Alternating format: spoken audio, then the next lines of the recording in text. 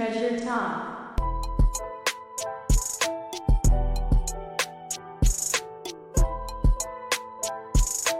It's HPPTreasure Talk.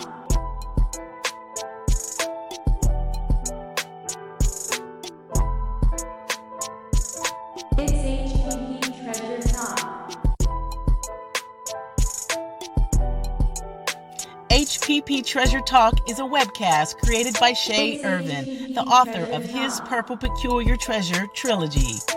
This platform was created to honor leaders who are making positive impacts in society and are truly set apart and set aside from the rest. These leaders are given space to share their experiences and achievements in hopes to inspire others to make their own footprint on the world. It's HPPTreasure Talk, and here is your host, Shay. It's HPPTreasure Talk.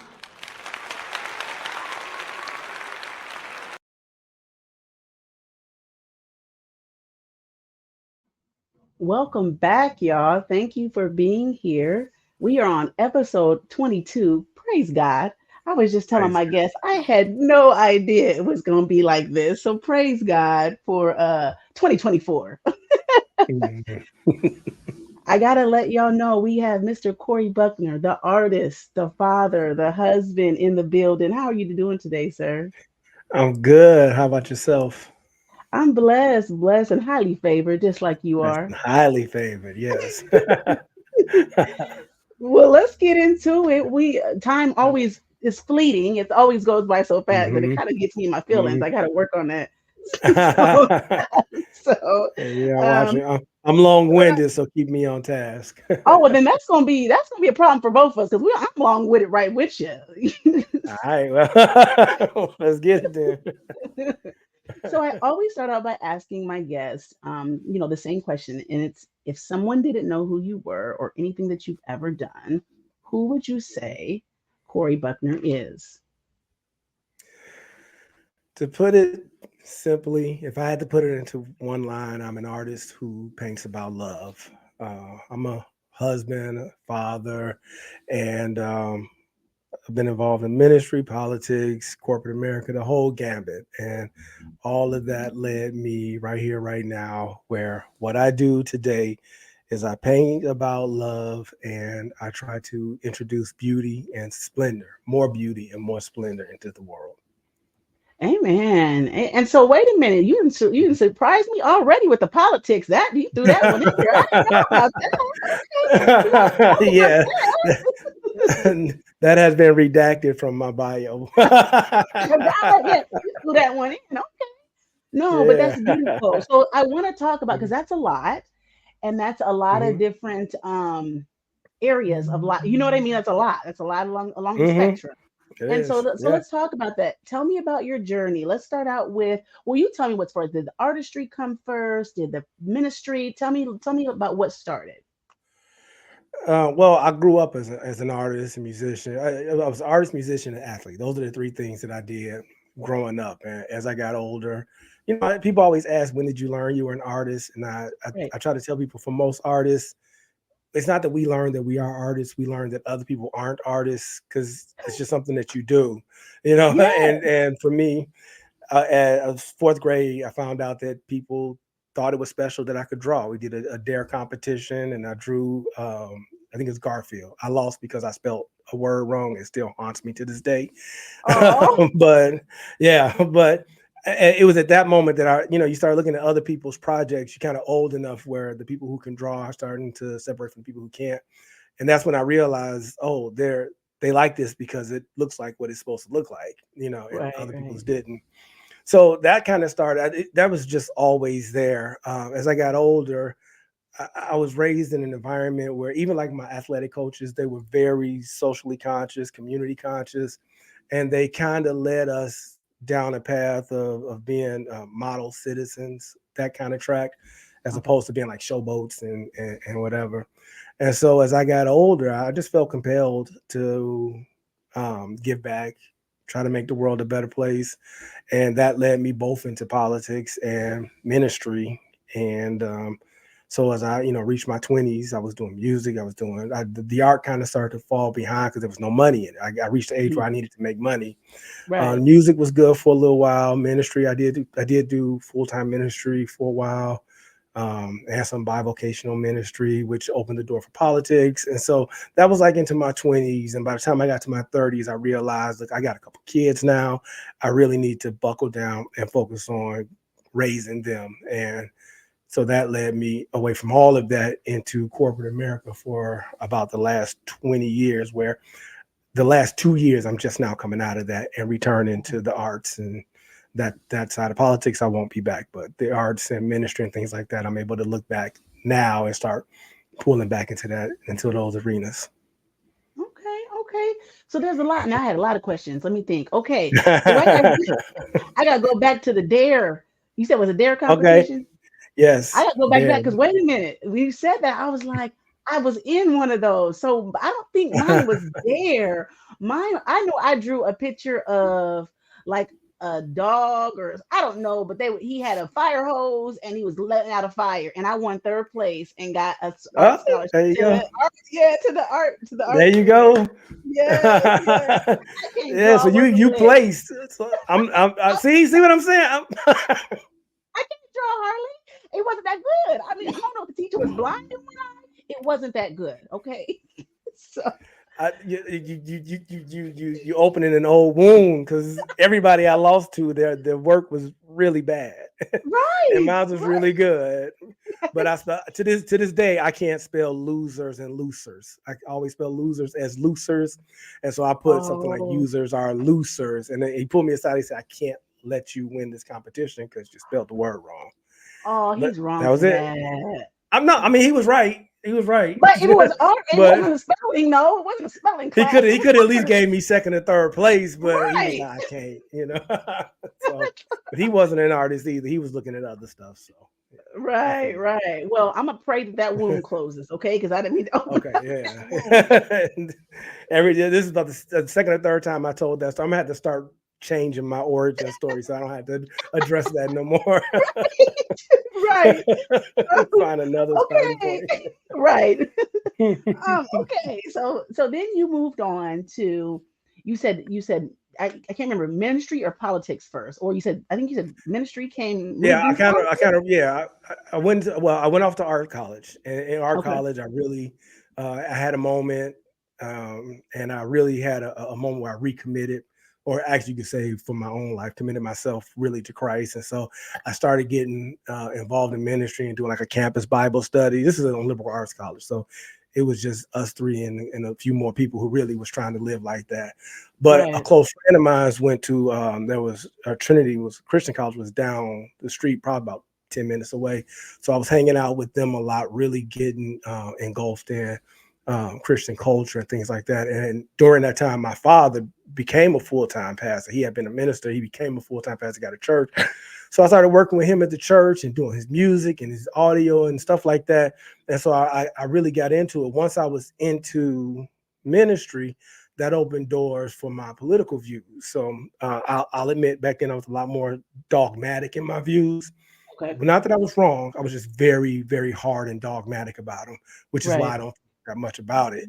But it opened the doors. People liked what they were hearing. And next thing you know, one of the two major political parties was calling me, saying, "Hey, come sit with us, come join us," and open the doors. And they wanted me to run for some offices, but some years had passed. I had gotten married for the first time, and I had my first two kids, and I started seeing the impact of me being vocal about my views, the impact of that, or the risk that put my family at the time, Mm, my kids. And I was like, it's not worth it.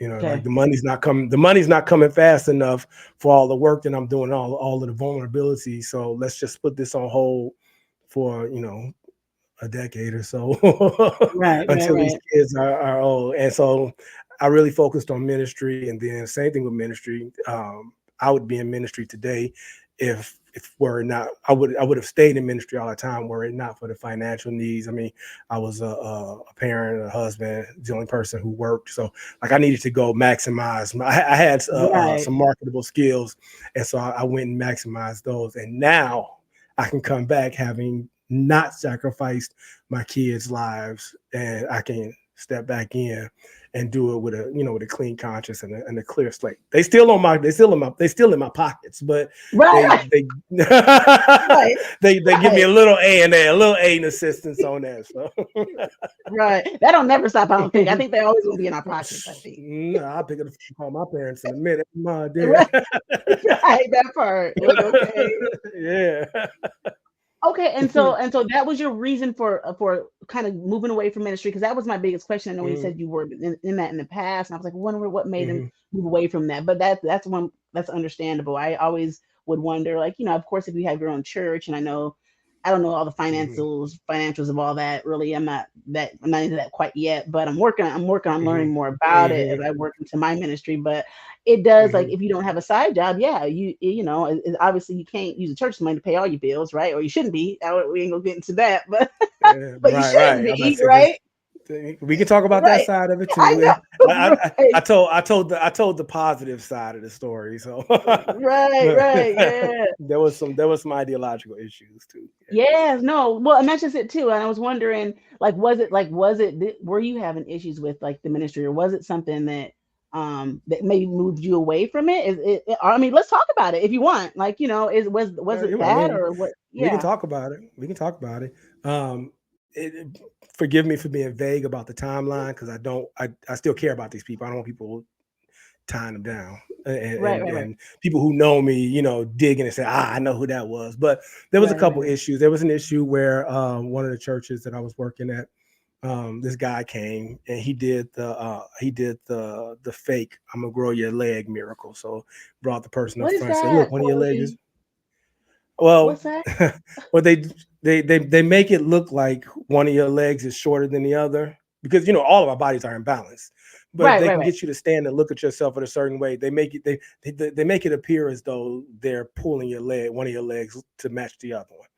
Now, if you've ever had somebody do this to you, if you're watching this, just realize you never in your life before that moment noticed that your legs were uneven because they weren't. It's an optical illusion.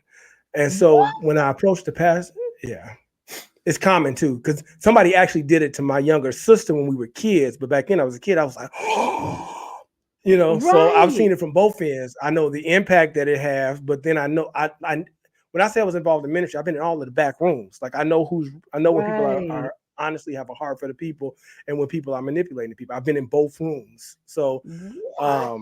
there are those, you would like to believe. I mean, not can I say this? And I told you I'm Please. long-winded, so I'm gonna try to say it quickly. It's no, you be as This is every long-winded as you. this We on to something. okay. This is every walk of life. Every single because I can say the same thing about corporate America. I can say the same thing about social services.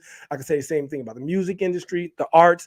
There, anytime there's money to be made, there are gonna be people there who genuinely care about what they're doing and genuinely have a heart for what they're doing, and people who come because they know how to get to the money. The people who Right, come looking for the money ruin everything. So it's not just the church, because right, I right. I know some pastors now. As a matter of fact, both of my all of my closest friends are actually pastors right now, Okay, and okay. I wouldn't be friends with them if they were playing around. One of them I met in the Right. last 5 years, and one of them I've known for about 20 years. Okay, And so these are people who, although they do well financially from the church, their labor is okay. well paid for. Then they are not. They also genuinely care, and the Right. conversations we have are the look. I care about these people. I'm trying to try it. And if I can be honest to the church folks, the congregation, the pew sitters, sometimes you all force these pastors to do things to satisfy you all. Sometimes they have to make Ooh. decisions to be a little flashy or a little bit. I'm sorry. Let me I take was that back. saying, wait, Sometimes you wait, force them you gotta tell me about that. The message to the pew sitters. okay. Wait a minute. Some yes. Sometimes we force them. We force them to do things because it's like raising kids. All right. If I got Okay. to put on a clown suit to get my kids' attention, then I'm gonna put on a clown suit because that's what I care about is getting my kids' attention and making sure they get what they need to get. Now, hopefully, Oh, that's I can reach. I good. can just sit down and tell them the truth. But if you need Right, me to right, put right, on a right, shiny right. suit, dance like P Diddy or whatever, Look whatever I at got, I got. I used to rap. I mean, I still rap, but I rap privately now. I would rap because it would get the kids' attention. You know what I'm saying? And not because I want to right. be a superstar, this or whatever. Y'all like this? Okay, cool. My little nephew would come over. He ain't little no more, but he'd come over.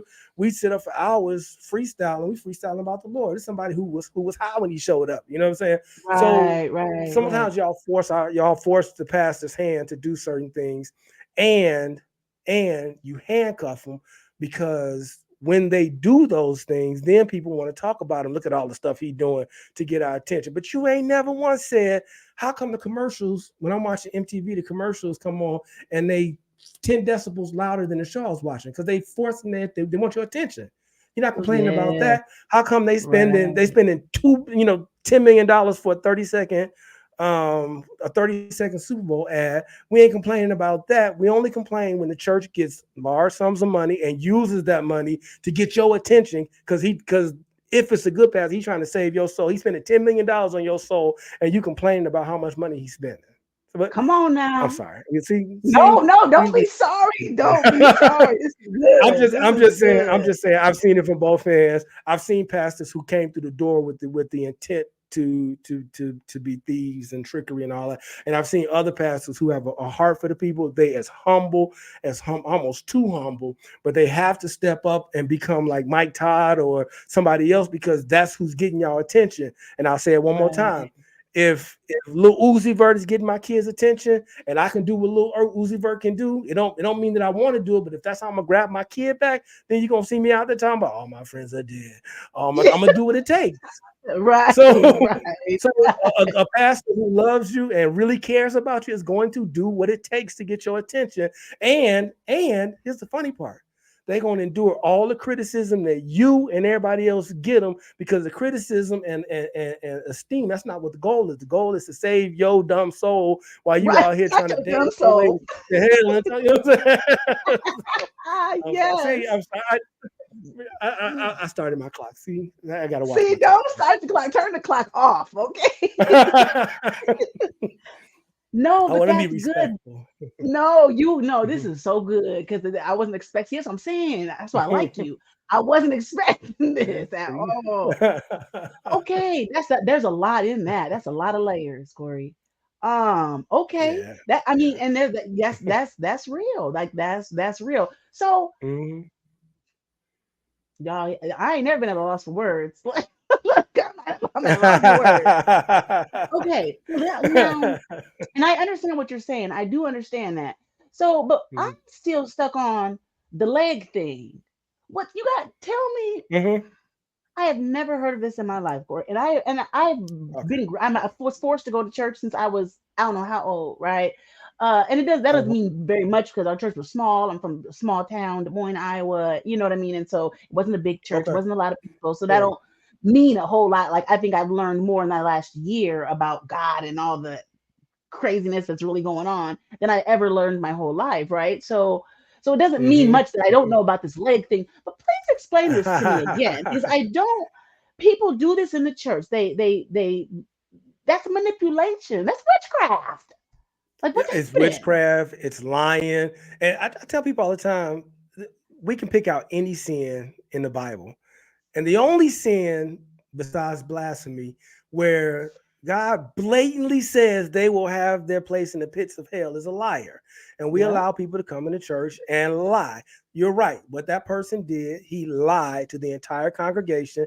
And I got in trouble because I was upset with the pastor, who was also a friend of mine, but I worked for him. So there's a hierarchy. I was Right, right, right, upset that right. he allowed that to happen and just kind of I was okay with him allowing it to happen that night. I was just like, can we come back and address this now? It's the next Sunday, Let's talk about what happened. We cannot allow these people to believe. We know that that's a trick. We know what happened. We know that he just lied to the congregation, and the person he did that to believes they saw a miracle. You But know what's the the the, uh, trick, the, the Corey? word. I'm still confused. So Okay. they so you, Have you what? Yeah, tell me the trick. I'm still in. I don't know. I don't understand. Okay. Have you ever seen any magician do the levitating trick where they stand? I think David Blaine does it, and he stands on one leg and he levitates up, either up on the step or just off the ground, where it looks like his legs are being raised off the ground. Maybe I not. mean, Anyway, no. okay. No, yeah. When we finish, I promise you, if you look for it, you'll find it. I haven't looked for it for years, but you'll find it. The bottom Okay. line is, the trick is to get people to, first of all, when you stand, your body's already not perfectly balanced. That's the Right. first Okay. thing.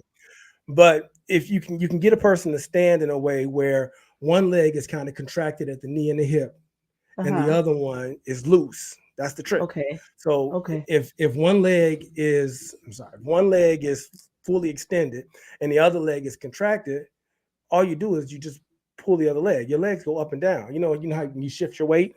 Right. Right. Yeah. Right. Your hip moves up and down. So if you can Okay. convince them first that the first image that they see is both of their legs at rest, fully extended, you can tell them, look, your legs are not even. And every single person who's done this trick, who's had this done to them, has never noticed their legs were uneven before, because they're Right. not. Right. It's just your body shifts. It's just like it'd be like somebody telling me I got one elbow like this, one shoulder like this, and one like this, and trying to convince me that my arms are uneven. Well, no, the truth is oh, one it's the arm way is you're up and one arm is standing. down. Yeah. Right. So Right. Right. instead of my shoulders, it's your hips. If one hip is up and one hip is down, your leg is long. There's other ways to do it, but this is the way I understand it. So Right. they have to convince you first that the leg is shorter, and then they literally pull it in front of you. So if you believe that you're looking at, if the apples to apples, that each leg is in the same position, it looks like, I told you, when I was a kid, somebody did it to somebody who I mean, when I say I love this man, I don't know how to compartmentalize that he did this, because my love and respect for him as a minister like supersedes that happened. I have a hard time. Right. I have a Right. hard time. Yeah.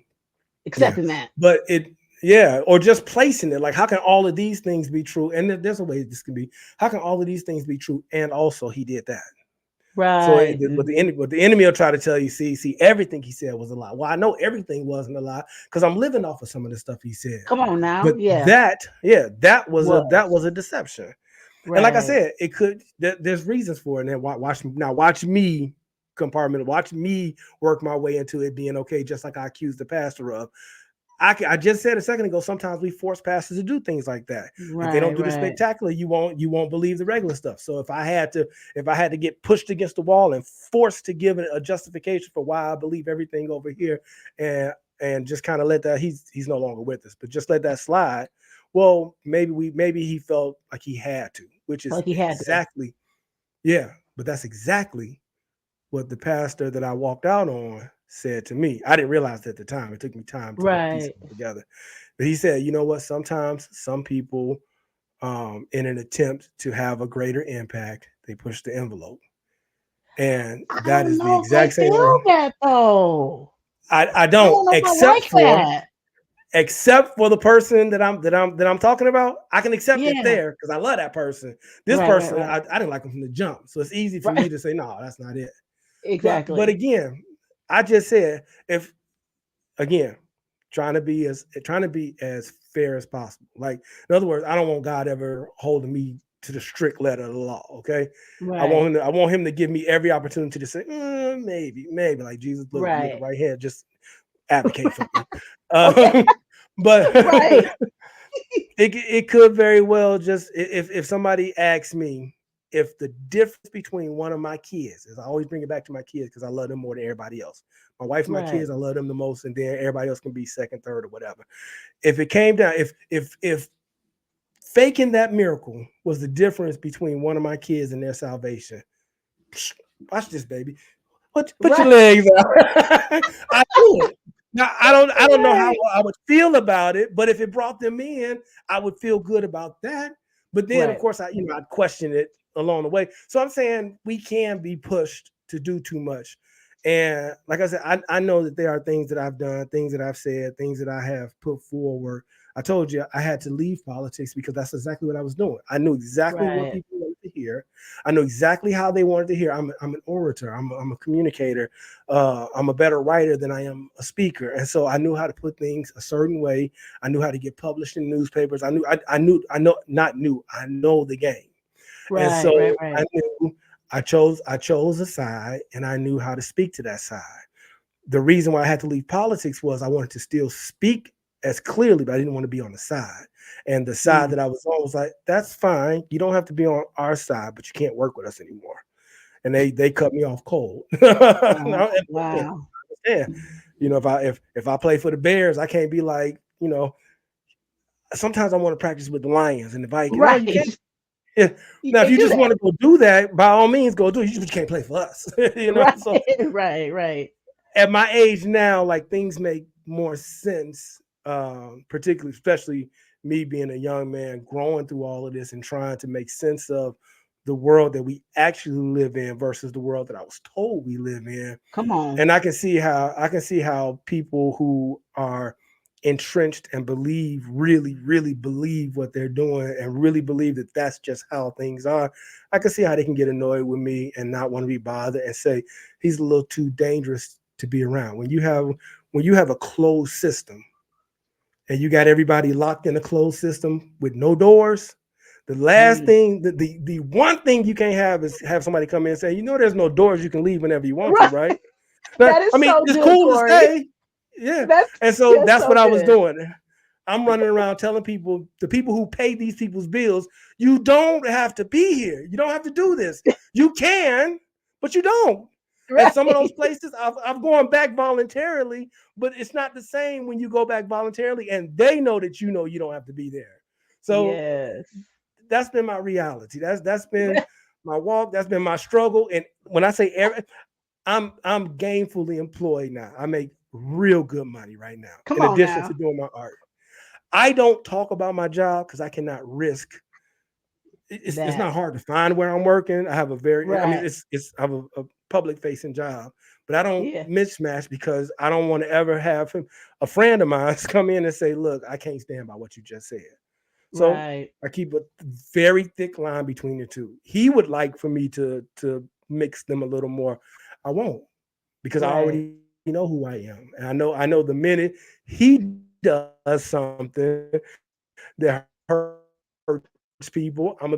But as long as I don't speak his name or his Yep. company, I can say whatever I want. But if I mix them like when I was in Exactly. ministry and politics and I represented a political party or church, now I'm attaching them to my message. So Right. I'll just stay here. I'll talk to you about Okay. it. Right. You can't Okay. fire me. Look, okay, that part. Okay. Wait a minute. And so Yeah, that's so good. That's right. that's a word for me, Corey, because like I lost a job behind that and was sitting there like, why did I lose a Mhm, job? Well, you was the only one that went in there and was telling everybody what was wrong with everything. You know what I mean? Like mhm, everybody else was turning a blind eye to everything. And I was in there mhm. like, because I'm standing on integrity and I'm standing on what's right. And so this is wrong. And I was the only one screaming it. And then about 3 months later, I was the only one out the door and was trying to figure out why did they fire me? You know what I mean? So that's a word. That's definitely a word for me. And it's sad that it has to be that way, but like you said, we realize the world that we live in versus the world that we were told that we live in, and that is like amazing. That needs to be a post on Facebook or something, something for real. Um, The day wow. the day I realized that business. Now we talking about business. We're not talking about ministry. We're not talking about the social services or sports. The day I realized that the nature of business is at its core, it's evil. It's forced. I'm not saying that in a negative way. I'm just saying if you had to Right. judge it. If I told you I'm going to Yep. create a system, there's plenty for everybody, but I'm going to create a system that causes lack so that in order to benefit me, I can convince you all that you all have to fight each other for these resources. You all cannot work in cooperation because if you give that person some, you're going to have less. And the way to advance in business is to become an apostle for that message. You go and preach slack. I work in marketing. I'm saying more and more what I do, but I I work in know. I'm like, marketing. I'm about to find out what you work at. I know. And one of the things you do in marketing is you convince people that they have to move now. This is the thing you need. You Mm, need it now. And if you don't get it now, it's not going to be here later. I can talk about this. I once worked for a company where we promised rewards. If you give us your information, you'll get grants, you'll get this, you get it, but you got to do it now because this is all running out. one of our competitors went out of business because somebody actually finished the process and they couldn't produce the reward. That's how janky this situation was. Right. But it's a business. It's a business that they're making millions, convincing people that they gotta move now, you gotta act now, this has to be. When in reality, before capitalism, humans did just fine. Okay. You know how I know we did fine? I can prove to you we did fine. Because if we weren't doing fine, you and I wouldn't be here in the year 2024. Exactly. We would have gone extinct like the Neanderthal and everybody else who didn't make it. Okay. It's a whole lot of species and creatures that are no longer on the earth because they didn't do so well. We made it. We didn't need capitalism. Yeah. Capitalism came along and said, everybody move into the city close together, and we'll give y'all a handful of resources from out here. You know how much land is unused? Take a flight across America and see how much land we don't use while they cram us into these little tiny apartments and high rises because it's better for them. So they tell us there's only 2 apartments. There's only a few places to live. There's only you got to squeeze in. You got to get it. And so we get frantic. And we like, oh, they only got 2 apartments left. I got to give them 3 months deposit, because we're frantic. But then somebody comes along and says, look, I live in the suburbs. It's empty houses everywhere. Yeah. But if you don't know that, capitalism will have you frantic and worrying and whatever. We'll never run out of sunlight. We'll never run out of food. Come on now. There's literal food. There's food that grows around me that I'm scared to eat because the FDA didn't tell me I could eat it. But it's edible. Come on. It's 100% edible. I never had to go to the grocery store. I could literally just walk out. We had these little apples, and we pick them every year, and I refuse to eat them because I'm scared. Right. But I know they're edible because I see other people eat them. But I'm scared I'm going to eat them and die. But that's their goal. So instead of eating the apples I picked that I grow and I picked for free, I go down to Walmart and buy a bag of apples for $5. That you don't know where they actually came from or been. No, I have no idea. Them things could have been grown in the lab for all I know.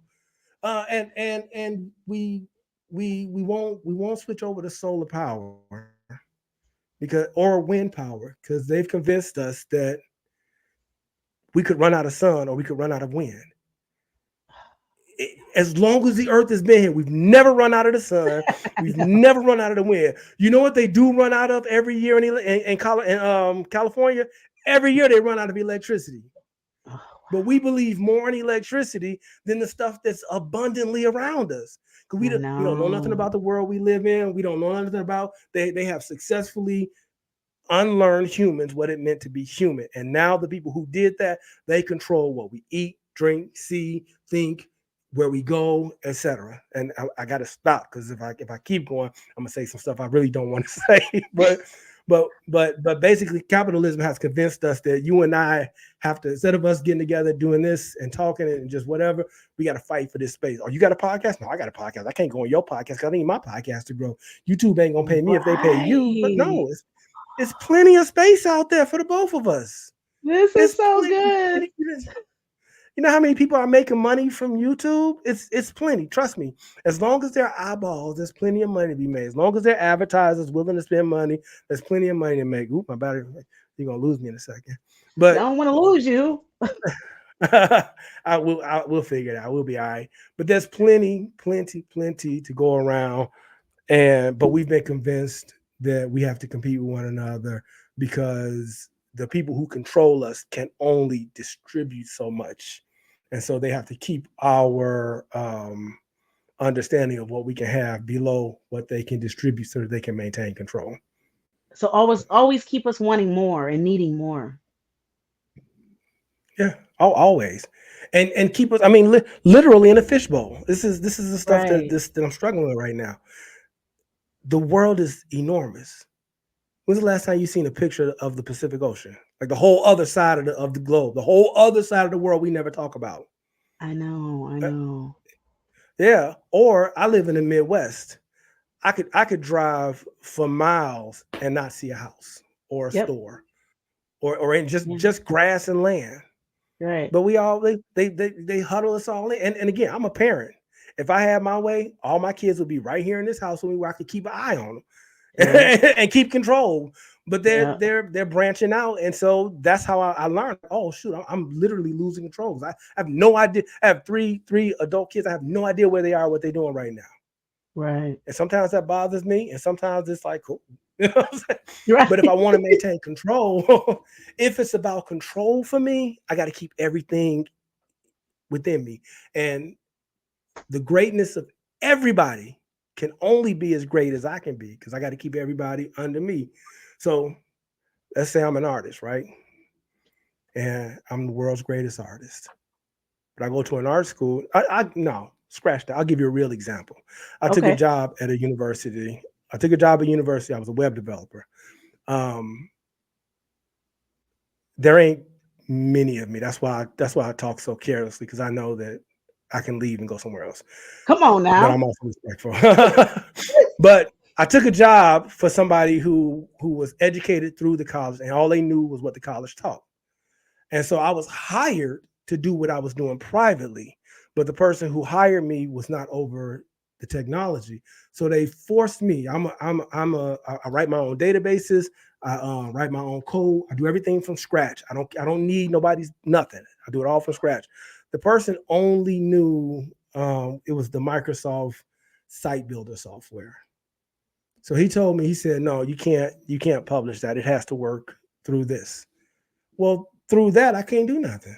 Right. I can't deliver anything that I promised the person who hired me.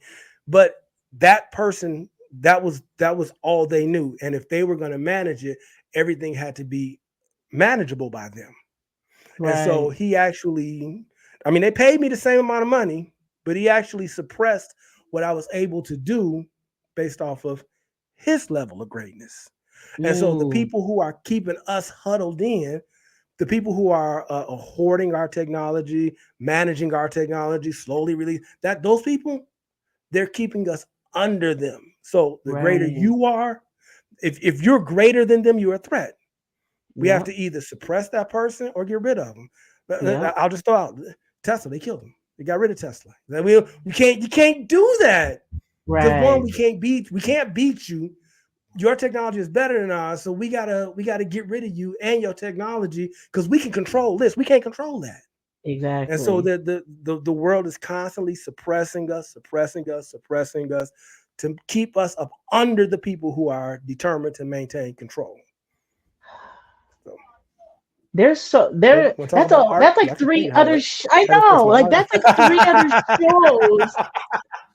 Cool. Like I and I'm like deep and I think and I was layers and there's a lot, there's like 90 different wheels going on always in my head. And so like I'm like, I need him on here for like three more shows. Like there's so much in that Line you them up. just said. Like, Line them man, up. I seriously, and you are enjoy a doing very these. smart man. Very, I mean, like Thank I've you. just literally this half hour that we've been on here, you exude yeah, you're very, very, very intelligent, very, very intelligent man.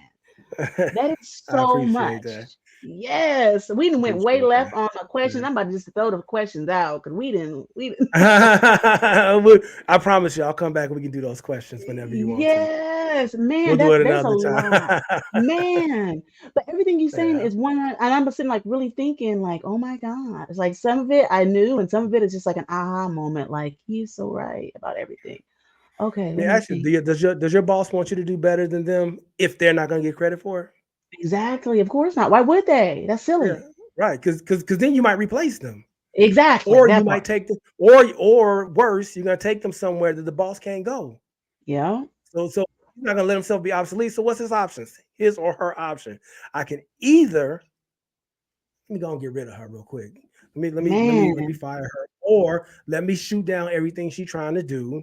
Give Yeah. her some garbage reason as to why that's the case, or worst, best and worst case scenario, best of society, worst for you personally. I'll just take credit for it all. If they can get credit for it, oh, you can do all of it.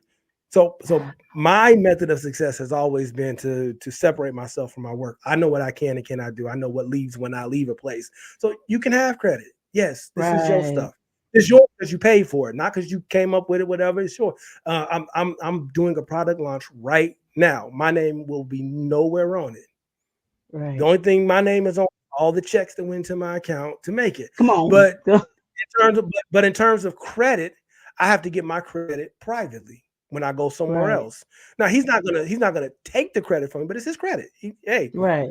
I hired you. I brought this together. I put you in a place to do it, and I funded it. Boom, it's yours. You can have it. Because when Right. I used to fight for it, and when I used to fight, and I was trying to establish myself and have a career, people they didn't have no time for that.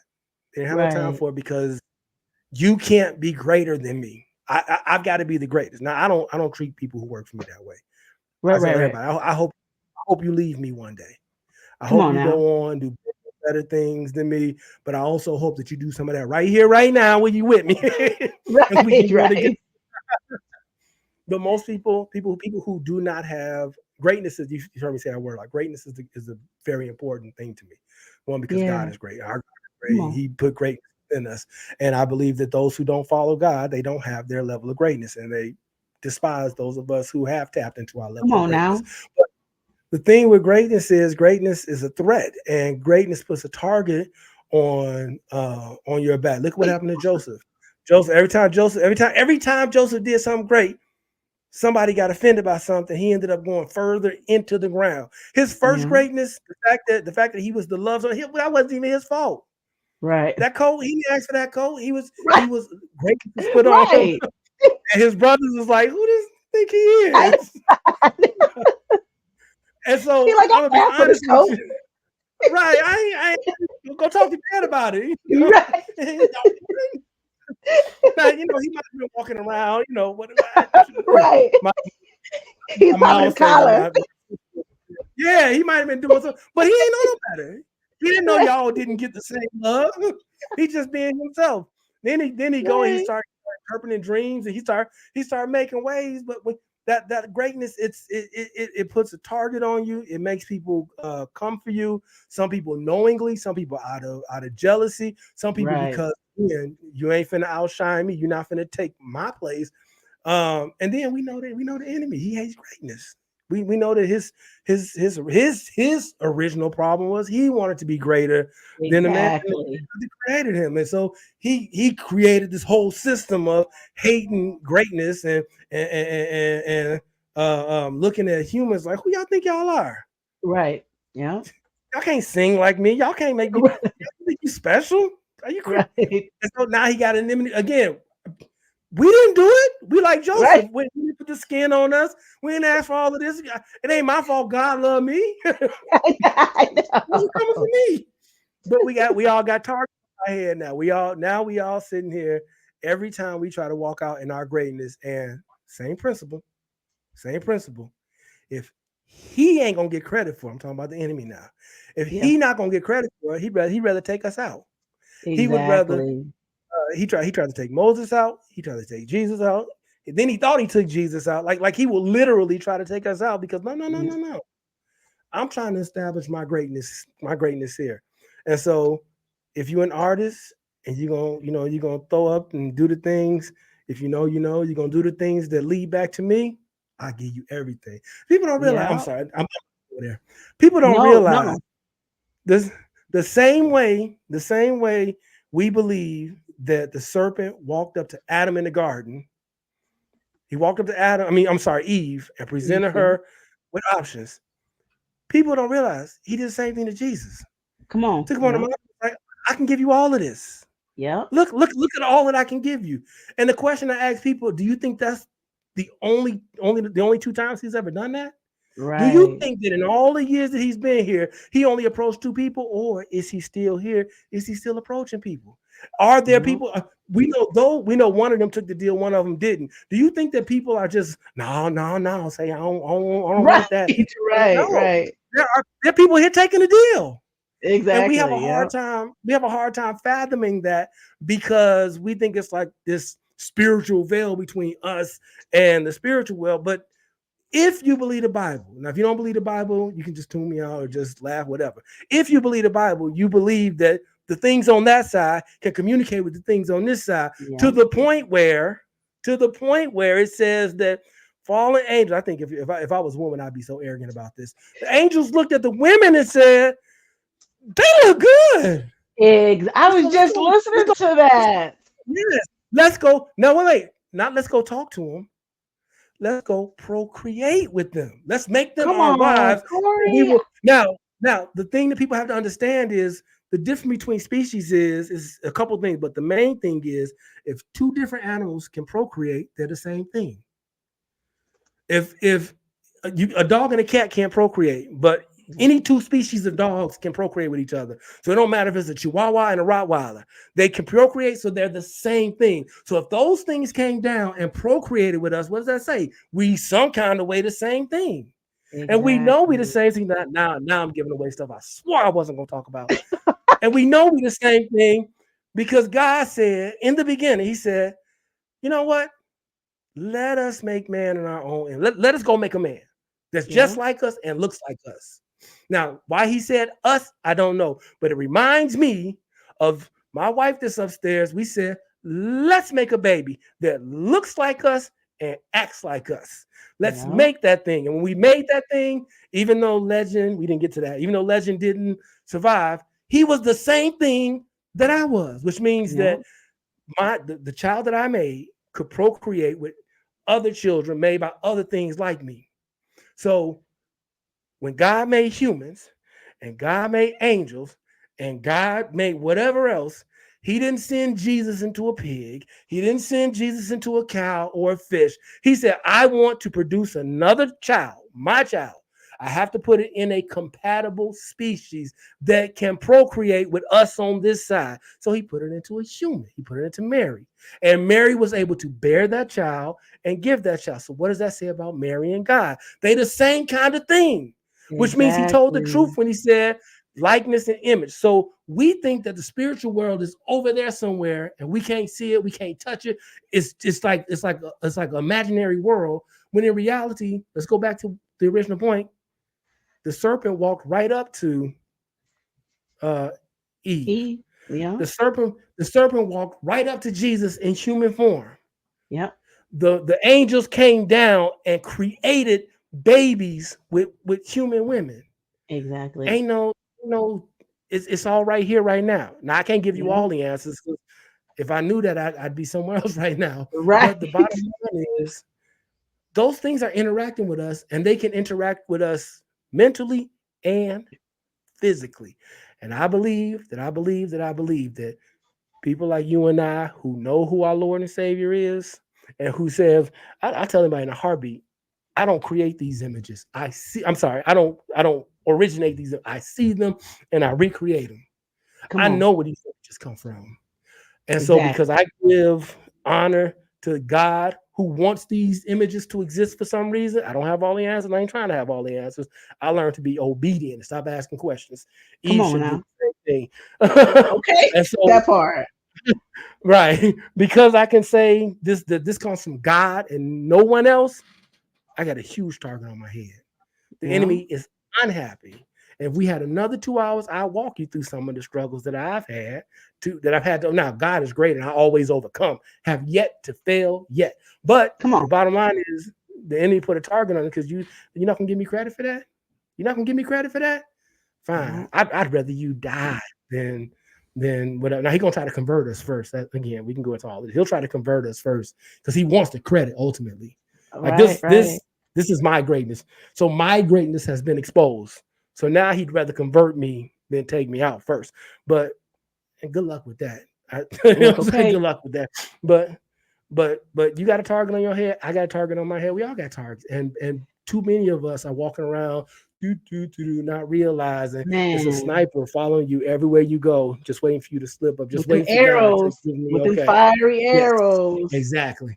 How Wait did a we get minute. And all the way over here? man, I don't know, but I don't care. We right where we supposed to be. We right Okay, where we all supposed right, to be. all Wait a right. minute, Corey. When I tell you, I'm talking about when I'm putting my makeup on. I'm reading, listening to an audio book. 'Cause I don't have time to read. Well, I hate to say that, but I do. But right, you No, know I what I feel mean. you. I feel you. And Yeah. about the Nephilim, the giants, Mm-hmm. the yes, I'm literally right before I'm getting ready for this. So it's crazy that you say that, but I will also Mm-hmm. say, as someone who got delivered, what, 2 weeks ago? 2, 3 weeks ago. I 100% know. And I didn't know. And I'll be honest, I was one of those people walking around like, I was that. I Mhm, was, mhm, and I grew up in the church, but my church didn't teach me about that. Like now, like I said, that's why I said that. I've learned so much in the mhm, last year about everything that actually exists and everything. And I even, and that part of my inner healing was that, because I actually was like upset with, like, my mom, my adopted mother is passed away now, but I was mhm, upset. Like, how could you not tell me this? How could you not tell me that we're walking around, you know what I mean? And there's other entities walking mhm, around with, why were we learning? Yeah, we should have known about Noah and Zacchaeus and mhm. what's to do with the whale Jonah. Yeah, those are Yeah. right, and they all matter too, right? But why didn't you tell Mhm, me about how prevalent the devil is and how he can sit right next to you in your face and be, I just didn't know. And then, like, now I go to a church and there's actually demonic activity coming out of my body, and I'm like, what, crying? mhm. And yeah, I'm And talking people will about, still act like they'll still act like it's non-physical. They'll yep, watch that and yep, still in their brains, you know how they say our brain is a master of making us think we have a full understanding of everything. That's the only way we can make it through the day. Your brain, yep. you'll see that and be like, oh, okay.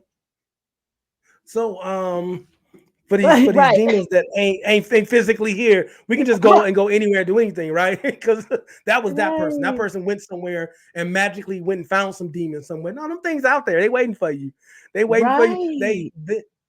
How can I say this? Say it, just say it. We know we know that the demons left and they jumped. They said, can you just put us in the pigs or something?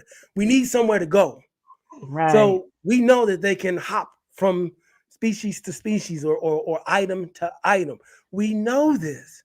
And yet we just Man, walk around like we have some magical spiritual bubble around us where all that spiritual stuff is somewhere else. It's up in the right, clouds, it's in outer space, it's under the ground, it's somewhere else. No, it's here.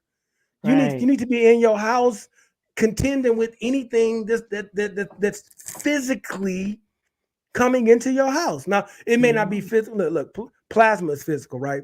You Right, can say right, the plasma is physical, but it's not physical in the same way that I'm physical. Okay, right, you right, cannot cross through me. You can cross through plasma. It's pliable, but they're different. They're different forms of physical matter, and we don't fully understand it because we live on this side of it. But there's a line that they touch and we touch where we can touch each other. right, There's right, not a magical barrier between us. Otherwise, that person that you saw get delivered couldn't have been possessed. right. That person was Exactly, possessed because there's a way that we can touch, and there's a way that they can co-opt our space. This body exactly. that we're in that we know is not us. This ain't me. I don't care. My wife think I'm attractive. I'm like, well, my body's attractive. Your body's attractive. I don't know what I look like. I'm Right, in this thing. I'm walking around like in the meat mech suit. Like I'm a the little alien you see driving the human body. That's really what I am. Because when this right. body's gone, that part of me is on to the next stage. Yes. Like Wow. uh, um, and so whatever this body is, they can use it too. They Right. can operate it as well. It's our possession. We supposed to have it, but we act like they can't. Like just like if you leave your car running. I had a car stolen before. You leave your car running in the gas Me station. Yeah, it's too. your car, but somebody else can get in and take off, Come and it's on up to you to now. try to Come get it back. on. You gotta So if preach. we leave these bodies unattended and just allow whatever, and we don't realize we in danger, and that's exactly how my car got stolen. I thought I was in a safe place. Thought wasn't nobody. Just I'm too close to home. Got out, Yeah. walked in, person jumped. 4 people jumped right in, took off. Man, the same Stop. thing with our bodies. We think we good. We don't pray. We don't fast. We don't even really think about the Lord. We don't have no spaces where we go to. We try to keep things clean and holy. None of that. We just walk around like everything is safe around us, and that they say the biggest trick he played on us was convince us that he doesn't exist, and he Exactly. has. Yeah. Yeah. We don't. He could be. Here's a sobering thought. He could be standing at your front door. He could be outside your front door waiting to contend with you. And if you don't think that that's a possibility, You will never be on guard for that. You'll No. never get prayed up for that. You'll never do, it's like any other form of warfare. There's battlefield warfare, but battlefield warfare ain't the same thing as cyber warfare. It's still war, Right. but I'm not going to be learning artillery if I'm going into a cyber war. I need to learn how to operate machinery and firewalls and stuff like that. But what we do is we say, well, I got guns, I got a helmet, I got Right. body armor, and the Bible said, yeah, but your warfare is not carnal. Like that's not Come going to on do you now. for the type of war that you Come have in. on. And we still don't say, oh, okay, so how do I war where the war Right. is actually happening? We don't. We just be like, yeah, but I got guns. Right. Pow, pow, pow. If a human mess with me, I'm good. Them demons, Right. I don't see them. I don't know what I don't know, whatever. I guess I'll pray then. But we have no idea how to warfare where the actual war is happening. We just know how to kill each other and shoot Right. up each other. We don't know how to. We talk about throwing holy water and what do you say Jehovah 7 times and turn in a Right. circle, all of the weird. No. Right. Stop. There's a war that's happening on a plane that you don't know how to have that war, and so you can get attacked and have all you can do is go run to God and cry. Yeah. I don't know why this keep happening to me. Yeah, you don't know. Just like if you don't put virus software in your computer, you're gonna be like, I don't know why my computer keep breaking. Every time I turn it on, I get Right. ads Come everywhere. on. I get yeah, because you holding a gun, but they attacking your computer. That's not the right weapon. Please You're not preach. fighting in the right place. So Oh my gosh. This is so did we great. get to any questions? No questions. We ain't hit none. I started the first question and we got like 7 of them left. That's all right. Okay. God, So God wanted to say something. yes, no, and that's why we don't let that ride. But I want you Mhm. because we had an hour, so it's for our final question. You're brilliant. No, you are. You're brilliant. You're Oh, very very I intellectual. appreciate that. I Yes, appreciate yes. I'm like I got to talk to him again. Like offline. I got to talk. I got some questions I got to ask him. So the final thing is now I'm curious to know because of your mind and where your Mhm. mind's at. What's the best advice that you've been ever given? The best advice that I've ever. Ooh, that's a good question. Or you ever I feel like received, I I should have the say. can answer. Yeah, that's a good question. I believe if you asked me that question ahead of time, I'd have like some fanciful can. But I think Right, in right. reality, the best advice that I've ever been given was that nobody owes me nothing. Come on. Nobody, my parents don't owe me nothing. Now people may feel obliged to give you something or may come along or whatever. But at the end of the day, nobody owes me anything. It is anything that I got, that I want, that I'm responsible for. That's on me. At the end of the day, it's on me. I've had many nights where I complained about people not helping or not having help or other people having Mm, help that I don't have. And the answer is always the same. Yeah, but you responsible for you. I'm not a kid no right, more. Like I've aged out of right. that. I have kids who are not kids anymore. I 3 weeks ago. This was the height of just war. I walked downstairs and there was a mouse in the kitchen. Now the last time we had a mouse in the house, I had my 2 older sons were still here, and one of them is kind of into animals or whatever. So I called him and I had him take it out, right? Okay. I walked in, so I had my car was acting up. So this is 1, 2, 3. My car was acting up. My wife had just went to the hospital with a sickle cell crisis. And I come home and I done caught a mouse and it's on the sticky trap. I got sticky traps and I got the no touch traps. He didn't go Right. into the one where I don't have to touch. He's on a sticky trap. Right. He's sitting in the middle of the floor trying to get free. Oh, And it hit me. It said, Corey, you are a grown man. Your daddy's not coming. Your son, you're not about to call both of my sons live at 20 or more minutes away. You're not about to call your son. That is your responsibility.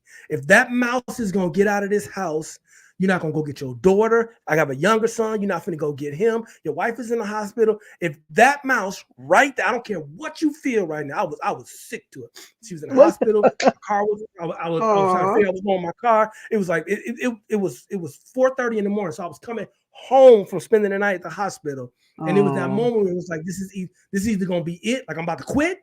Right. Or I'm a man up. I don't do mice, spiders. I don't do none of that either, sir. Yeah. I'm tough. I'm tough in other ways. Me too. But I looked at it. I'll fight. You want to fight a human? Come on, we can fight. But a little tiny mouse. A mouse. I'm straight. I had to look, and he was moving. He was like trying to get off the sticky pad. And I said, Corey, you know, in your heart of hearts, there's not a person in this world who is responsible to come in your house that you are so vehement about saying is your house. Right. Nobody else is responsible to come in here and get this mouse for you. You have to get it. And I was sick to my stomach. I got the shovel, and I'm not finna pretend like it was super macho. I'm not finna. No, I was, back as far as I could. I got him up, I took him, I threw him in the garbage. Then, so I thought it was over. We caught the mouse. Exactly 1 week later. So my wife is still in the hospital. So now I've spent 7 nights sleeping at a hospital, coming home at 4:30 in the morning to get the kids ready, pick the kids up from their grandparents, go to work, and then come back and do it all over again. So this is 7 days of that. Right. I walk in, I had caught another one. Oh. The second time, it wasn't no fight. It wasn't no, like, Corey, don't waste nobody's time. Don't waste no time complaining about it. Don't waste no time, whatever. Get that mouse out of here and get on with your day. Right. So I was like, yeah. And then I said, you know what, God, I really feel like you just taught me something. You made me, you grew me up. You made me tough or whatever. Right. He said, I'm glad you say that, Corey, because exactly 1 more week later, my wife is still in the hospital. I'm still leaving the hospital at 4:00, going to get my kids from their grandparents' house, bringing them home so we can all get ready for school and work. I walk in, and at that point in time, my son was like, "Oh, I'll bash his brain." I said, "We can bash his brains in. I am not studying that mouse. I'm not finna tiptoe around this house. Matter of fact, I'm finna do everything. I'm gonna kill any mouse I hear, think, see, whatever." And that's exactly what I learned. But if I didn't get that message, the message was, don't nobody owe me nothing. Nobody has to come solve these problems for me. And by solving these problems, I've learned so much. I've grown so much. And even right now, where I'm sitting right now is below where if a mouse comes in, it's going to come in. So it's below. I would hear it and I would know, oh, shoot, let me stay downstairs for a little bit. But I'm not the least bit worried. I'm not tiptoeing around it or nothing. Like those back to back. It started with me not wanting to do it and having to fess up to this is only my responsibility and mine's alone. And while I'm about to, here it is, my first words was, God, you know how much I'm going through. Why would you put this on me right now? I hate them mice. I don't want. I mean, I was livid. One of the questions asked me, yeah, it was. You had a question that said, "Have I ever questioned my faith in God?" Never questioned my faith in my God, but I have questioned how much He loved me from time to time, and that was a moment. I questioned how much He loved me, and on the back end of it, now here I am walking back and forth. When you see a mouse, you kind of tiptoe through the area because you don't know. I see another one. I walk through there, whatever. What it say? Lay though I walk through this valley of the shadow of the devil, I fear no evil because I'm the baddest man up here. I ain't the least bit worried. And I would tell anybody, the minute you start taking responsibility for your own mess, especially if you believe in God, you start taking responsibility for your own mess and you stop complaining about who ain't there. And again, I can complain with the best of them, even now. Stop complaining about who ain't, who won't, who didn't, or my wife's family, man, they family. Like my family used to be like that, but we went through some stuff, and so we got each other individually. Her family's family. And I'm like, if I had that kind of support, this is how I used to think up until about a week ago. If I had that kind of support with my skill set, man, we'd all be rich right now. Come on. And God is like, you don't have that. I gave you Yeah. that for long enough. What you got is you. So now turn it around. If your kids who are as talented as you get that kind of support, imagine what they can do. And so now I'm being held to my own complaints. So now I'm being held to the message. The message is I'm responsible for me and all Man. of my stuff. My family's my stuff. But also because I kept opening my mouth and kept running to God, complaining about what's not right about my situation and what a kid should have. He reminded me, I got 5 kids, 3 that I created, 2 that I married into. They are exactly the same to me. So now I went from 3 kids to no kids to 5 kids. I can tell you that story another time. It has to do with divorce and remarriage, blah blah blah. But the bottom line is, yeah, you got 5 kids and they deserve what you say you deserve. So now I got to handle my own stuff and I got to step up and do all of this stuff because they deserve to have what I'm right about. I'm right that, yeah, it would be great if I had that. So Right. now I have to give them that, and we wouldn't be here. And I can't imagine a position my kids would be in if I hadn't learned these lessons. Because I said my biological kids, biological mother's a bomb, and I get along with my stepkid's father. So I wouldn't say the same thing I say about her, but those are my kids, and Right. I do all of the fathering. Let's just put it that way. No Yeah. shade to him at all. He has always been who he is. But those are my kids, and they on the same payroll that my biological kids are. And we don't need nobody else, because when God tells me what's mine, it's mine. It's mine. If last thing I'm gonna say, I know I'm rambling. If I can allow God to adopt me into His family, Come on. if Jesus can be raised by a stepfather, and God can say, yes, some of you all was with me since Adam, and some of y'all I had to send my son and adopt y'all, but today y'all all the same, then You could do me the and mine, same. we gotta all be the same. And again, that all comes from that little bit of advice that I've been rambling all over the block about. I'm responsible for me. I'm responsible for mine. And in doing so, I have to step up and stop begging and waiting and hoping that somebody else come in and do my job. So biological mom over here, biological father over there, you all are welcome. Not mandatory. Right. All these Right. this is mine. Okay. So let me stop, because I told you I'm long-winded. All that long-winded. I've been telling myself stop all along, and I just kept. That's okay. So I'm No, sorry. it's there were so many gold nuggets in there, y'all. We didn't hit none of my questions, but who cares? I mean, but it don't matter. The Lord had a message today, and We I'm can do talking it another about, time. man, Yeah, we gonna do it another time. There's gonna be like a part 2, like a part 3. There's gotta be. So, let's get it. Let's get it. y'all, this is I got Corey all- Buckner. Y'all, I got time for good. I'm holding you to it. I'm definitely holding you to that. Y'all, this has been it. I'm game. I, I'm game. Yeah. okay, good. I did not expect to get this out of this episode, but it all was amazing nuggets. Seriously, run it back, watch it again for real, and run up them views. But but really, there was so many golden nuggets in this. Thank you so much for being here, Mr. Buckner. You are so intelligent. I like It you. is. Thank you. Yes, Thank for you for real. having me. The feeling is mutual. It's a iron sharpens iron. Take one to know one. Yes, Real yes. recognize real. You wouldn't say it. A lot of people think I talk too much, so I appreciate you as an audience being intelligent with Yes. me.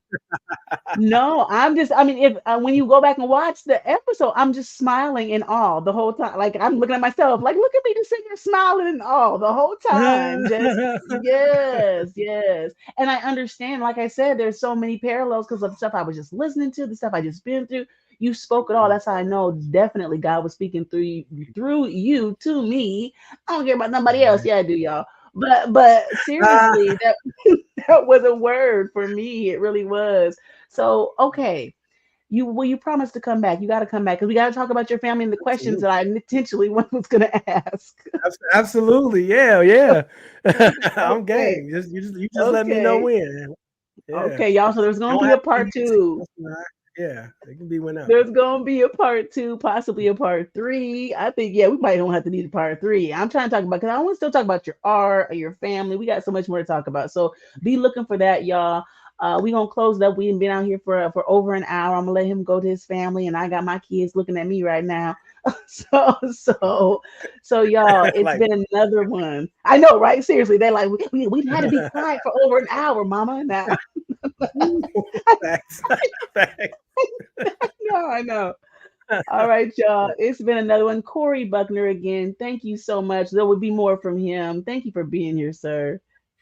My pleasure. Thank you for having me. You're welcome. All right, y'all. It's another one. Y'all know what it is. Disciple period. You know what it is all day. Check me for another one. We have on November 13th, we have the amazing, beautiful Priscilla Brown Carrington talking about her journey that she's going through. And we're definitely gonna get Mr. Buckner back on the show. So y'all know what it is. Set apart and set aside from the rest. I'll see y'all soon. Here is a word from our sponsors. Bye-bye.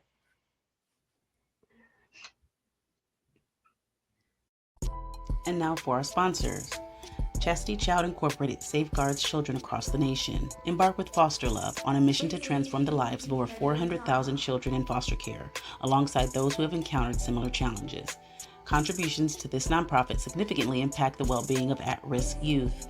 Chastity Child supports approximately 7,000 young individuals leaving foster care systems and assists with housing and educating youth to prevent homelessness, unemployment, early parenthood, and substance use disorders.